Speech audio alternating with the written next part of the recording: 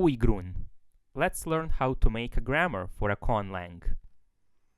First of all, creating a functional grammar depends on these three factors: the kinds of words, grammar rules, and the sentence structures. If you want your conlang to use these basic kinds of words, like the ones that are present in English, then the grammar rules will be easy to understand. But if your language is based on adding multiple suffixes that change meanings, then you can make an agglutinative language. But that is not something you would like to do if you want your conlang to be easier to learn. When talking about word kinds, try to use this template: nouns, verbs, numbers, adjectives, and pronouns. Try to define the rules. This is very important. How do I actually define the rules? Great question. You can study foreign languages, look at the grammar of Spanish or French, for example. These languages have a simple grammar that is useful for everyone who wants to become a polyglot. Studying the grammar of these languages can also give you an idea how the grammar works in languages. You can use the grammar for building sentences and new vocabulary for your conlang. Okay, let's go back to the grammar rules and see how to define them for every kind of word. First of all, let's start with the nouns. Some languages use genders and noun cases, but these two features do not necessarily exist in some languages. When speaking of agglutinative language, they use case endings, rather than noun cases where the main word only gets a new suffix instead of being changed. In most languages, there is a plural form of nouns, so make sure to include it in your conlang. Verbs can also have their own tenses and different forms.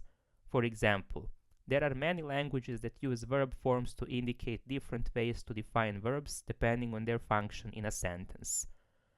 For the adjectives, you can add genders to make distinction between a speaker. They can be positioned before subject or after subject, so try to experiment in both ways. Numbers are the words that can refer to a group of people Or a number of things. And make sure to include ordinal numbers to tell apart when counting the order of objects.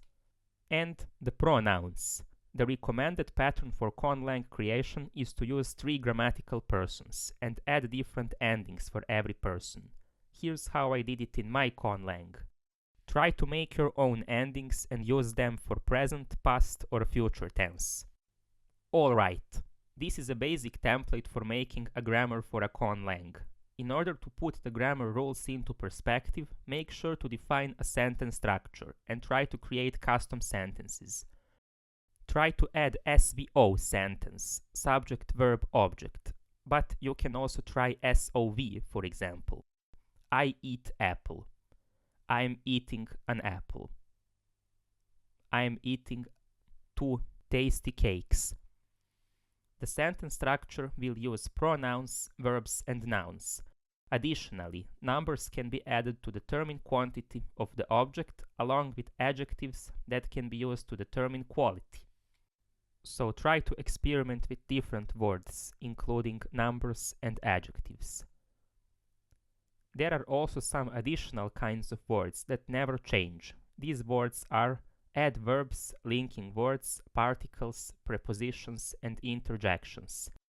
These 10 kinds of words are used in the majority of languages of the world. Here's how grammar works in my conlang. First of all, there are no genders or noun cases. Instead, Absognian uses prefixes and suffixes to define new words and their meanings. As for the sentences, Absognian sentences are mostly SOV. Here are some examples. Vili hlusov rnupsru. Vili is eating an apple. This is a basic sentence. As you can see, h and r prefixes, as explained from the previous videos, are defining the article and third person. The word lvsov is a word for apple. It's a word root that has no prefix or suffix. It's just a random system of letters. And the word nupsru is composite, defined from nup prefix meaning to eat. So this is a verb prefix with a suffix to determine the third person. To make the sentence even more complex, let's try to add an interjection. Je, bili hlusov rnovru. Yeah, Willie likes apples. The verb is changed at the end. Nov is the prefix meaning like, and ru is the prefix for third person.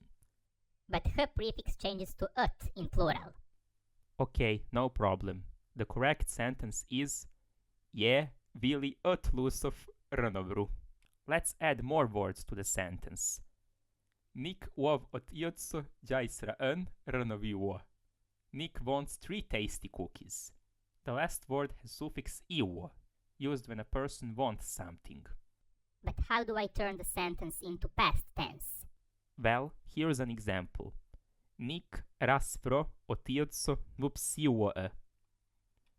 Nick has eaten cookies.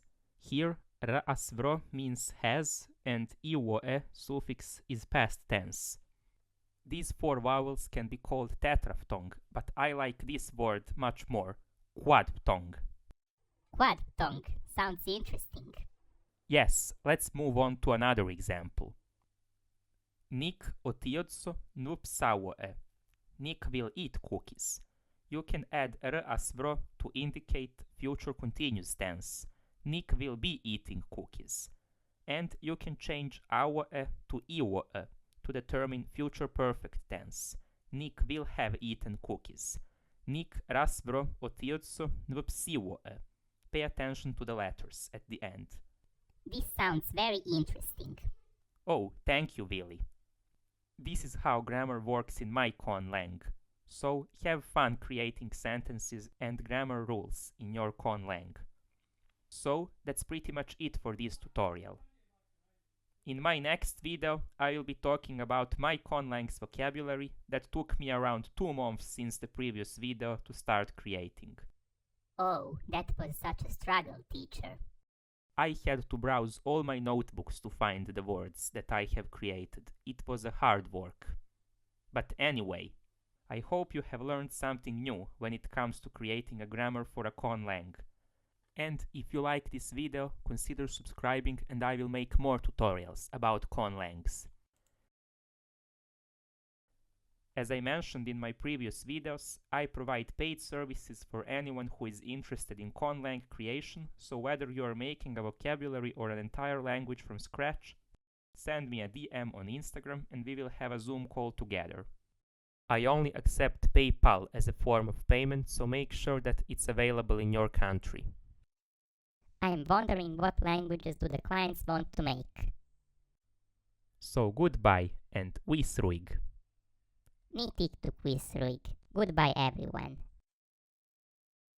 Make sure to also watch these videos.